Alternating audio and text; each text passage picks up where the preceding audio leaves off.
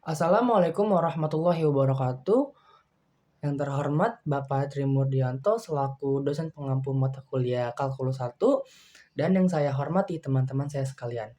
Halo semuanya, kami dari kelompok 7 akan mempresentasikan materi kami dengan judul pemanfaatan turunan dalam menentukan laju inflasi. Kelompok kami terdiri dari saya sendiri yang bernama Syah Ahmad Ziyadin Zidan, lalu ada Novaldi Pimaika Santiato, lalu ada Farhan Rajak Rahman Hakim, dan yang terakhir ada Satria Ari Wibowo. Apa itu inflasi? Inflasi merupakan salah satu indikator yang sangat penting dalam perekonomian suatu negara, yang dimana inflasi ini dapat mempengaruhi harga barang dan jasa, daya beli masyarakat, serta kebijakan moneter yang telah ditetapkan oleh pemerintah. Nah, ketika suatu inflasi negara sedang naik, itu menandakan harga barang-barang akan meningkat sehingga menyebabkan daya beli masyarakat menurun. Begitu juga sebaliknya, jika inflasi rendah dan terkendali, itu menandakan bahwasannya perekonomian suatu negara itu stabil dan juga sehat.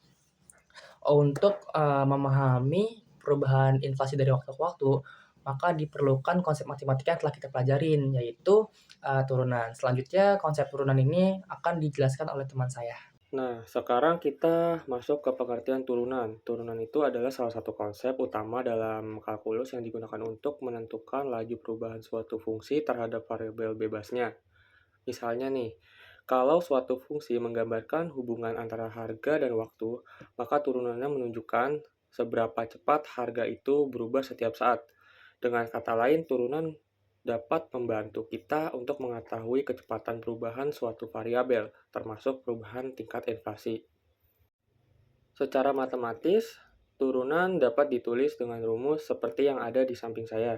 Di sini fx plus h min fx menunjukkan perubahan nilai fungsi, sedangkan h adalah selisih pada sumbu x. Saat nilai h mendekati 0, kita akan mendapatkan kemiringan garis singgung pada kurva dan itu disebut turunan. Jadi, secara sederhananya, turunan ini dapat menunjukkan seberapa cepat suatu nilai perubahan pada titik tertentu. Turunan ini memiliki banyak kegunaan, terutama dalam analisis ekonomi. Misalnya, yang pertama dapat menentukan kecepatan perubahan suatu besaran, seperti pertumbuhan ekonomi. Yang kedua dapat menemukan titik maksimum dan minimum untuk analisis efisiensi. Dan yang ketiga dapat memprediksi tren data untuk melihat arah perubahan di masa depan. Dengan kata lain, turunan ini dapat membantu kita untuk membaca arah perubahan kondisi ekonomi secara ilmiah. Selanjutnya, di sini saya ingin menjelaskan jenis-jenis dari inflasi.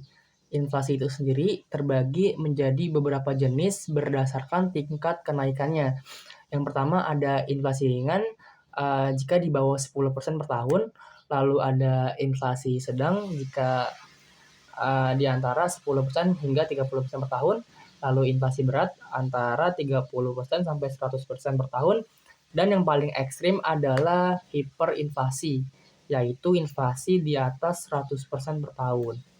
Nah, kondisi inflasi tinggi bisa sangat berbahaya bagi suatu negara dan kestabilan ekonomi, seperti itu. Dalam konteks ekonomi, turunan memiliki peran penting untuk memodelkan perubahan harga barang dan jasa.